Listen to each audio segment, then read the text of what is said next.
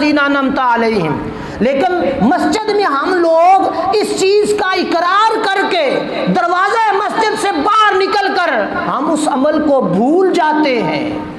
اس کو ترک کر دیتے ہیں۔ جب ترک کر دیتے ہیں تو پھر ہم کس کیٹیگری میں چلے جاتے ہیں؟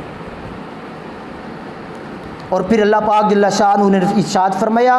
ارسلہ بالہدی ودین الحق،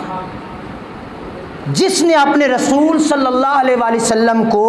حق یعنی سچے دین اور ہدایت کے ساتھ مابعوث فرمایا،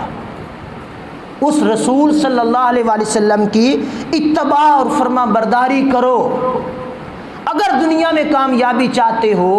آخرت میں کامیابی چاہتے ہو، رب کو راضی کرنا چاہتے ہو، تو پھر اتباع مصطفیٰ صلی اللہ علیہ وآلہ وسلم ضروری ہے۔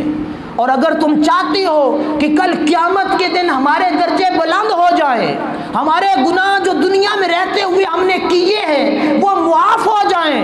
اور رب تبارک و تعالی ہم سے محبت کرے، تو پھر ایک ہی راستہ ہے، فاتبعونی یحببکم اللہ، میرے رسول کی فرما برداری میں آ جاؤ، رب تمہیں محبوب بھی بنائے گا، اور رب وحدہ لا شریک تمہارے گناہ بھی معاف کرے گا۔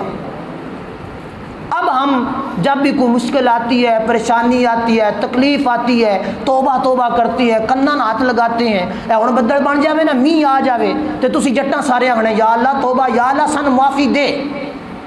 سمجھ آئی بات کی کہ نہیں آئی؟ یا اللہ ہم بڑے گناہ گار ہیں، معافی دے۔ پر رب معافی کا طریقہ بیان کر رہا ہے، فاتبعونی یحببکم اللہ، اے لوگوں میں معافی بانٹ رہا ہوں،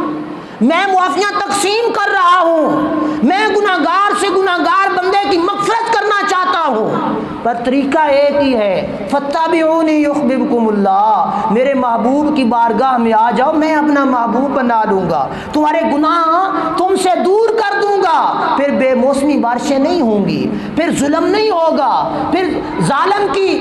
کسوٹی کے نیچے نہیں آؤ گے۔